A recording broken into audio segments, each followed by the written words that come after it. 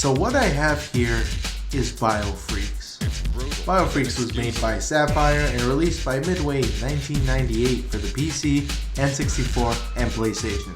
With how popular Mortal Kombat was and with 3D being all the rage, Midway decided to combine the two into a new IP. There was going to be an arcade version, but that was cancelled due to Midway not wanting to compete with its own game, Mortal Kombat 4. Also, it probably wasn't that great of an idea because Mortal Kombat was already an established franchise, and putting a new IP up against probably Midway's biggest success at that point was probably setting itself up for failure. Interestingly enough, the arcade cabinet was going to have a similar button layout to other Mortal Kombat cabinets, which would further strengthen its comparisons to that series. There is a prototype ROM floating around on the internet that can be played on an emulator such as MAME. It's mainly the same game, just with different textures and UI elements. I remember enjoying F.R.E.A.K.S as a kid, but I never came back to it like other games I played at the time. I didn't know why until I played it again for this review. First impressions of F.R.E.A.K.S are kind of hit or miss. Graphics are decent enough, and in my opinion, the 8 characters range from somewhat unique to uninteresting. It's not a terrible roster by any means, and characters such as Zipperhead, Purge, and Zappo keep the selection interesting. Also, Bullseye and Delta look really familiar. I wonder where I've seen them before. The music in this game is actually really good. Each character has a theme that is divided into 3 parts for each potential round. It's a good way to make the OST sound dynamic during matches, which is great.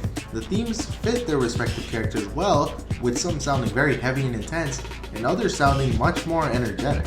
I would say this is the best part of the game hands down, so I would say we're not off to a bad start so far. The story consists of a post-apocalyptic future with multiple districts that are run by powerful corporations. These companies have created F.R.E.A.K.S to represent them in the fighting arena to see who comes out on top. Wait, multiple districts send a representative into an arena to see which district comes out on top. Damn it, this is the plot to Hunger Games.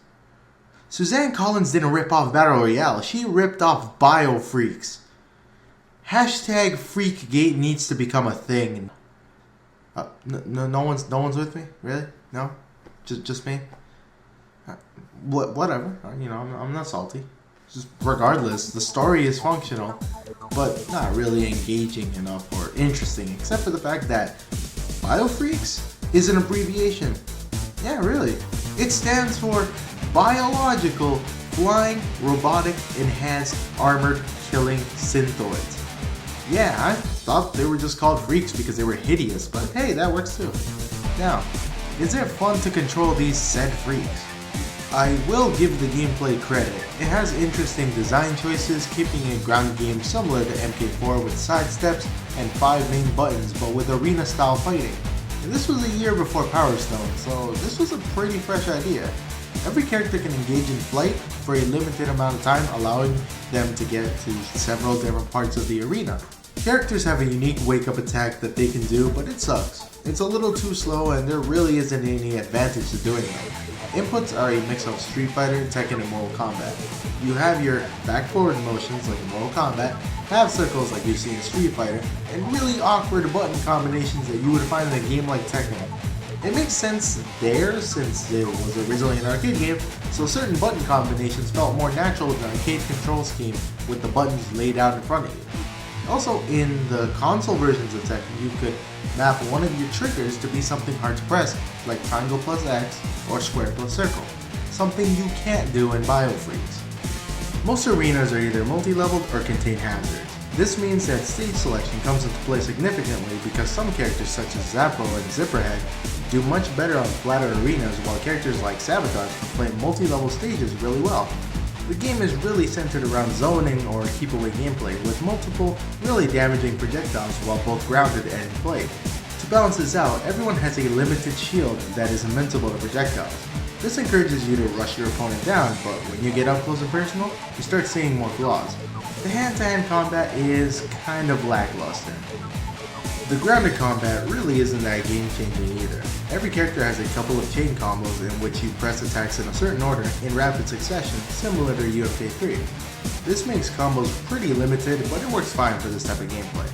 One thing that bothered me was the hit counter. it doesn't work the way it's supposed to.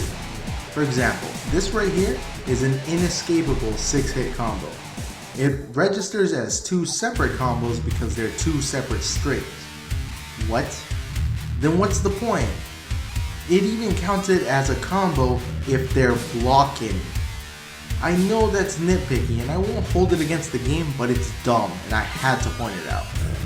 One of the cooler things in the game is that your character can also lose limbs, which prohibits that limb's use in the round. This can be turned off completely or modified to regenerate limbs over time. These are some really neat ideas that alter the gameplay in an unexpected way. It really makes you play more defensively to avoid losing key special moves due to the lack of limbs. There are also killing blows similar to something like Guilty Gear that can be performed at any time that kill your opponent, but they are slow and noticeable for the most part. There are faster ones that won't insta-kill to compensate for their speed. That being said, this is a pretty gimmicky fighting game. This probably won't appeal to any hardcore fighting game fans, but that's not really a problem. This is a much more non-traditional, just for fun experience like the aforementioned Power Stone or something like Smash.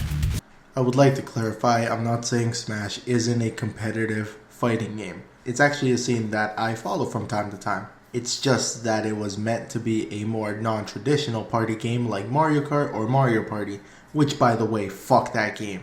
The game modes present are pretty standard fare like Arcade Mode, Versus, Survival, Team Battle, and Practice Mode. Arcade Mode is a basic ladder in which you fight the rest of the cast, a clone version of yourself called Clonus, and a giant boss-only character named Mutilator. You can get each character's ending, but text isn't that special and there is no way to read them again. The other modes are self-explanatory and the only reason for you to play this game again is the gameplay, which isn't that great. There really isn't much replay value as there are no unlockables or special rewards. Midway tried to innovate in a genre that was still in its infancy with a couple of neat mechanics. BioFreaks isn't terrible or unplayable in any way. Is it enjoyable? With a couple of friends it could be, but there isn't a good reason to come back to BioFreaks in the long run. BioFreaks had good ideas that just never really took off properly, and that made for a subpar experience. In the end, BioFreaks is unfortunately a low-tier 3D fighter that doesn't need to be played, but it at least needs to be appreciated as a decent attempt to modify the 3D fighting game genre. Thank you for watching my review on BioFreaks, and happy Halloween! Also, BioFreaks wasn't as bad as I thought it would be. Maybe other games from my childhood like Shaq Fu or Dragon Ball GT Final Bout might be better than I remember them. But those are videos for another day, and if you would like to see a specific game reviewed in the future, please leave any suggestions along with any feedback on the series. That's all for now, but until next time fellow fighting game fans, stay godlike.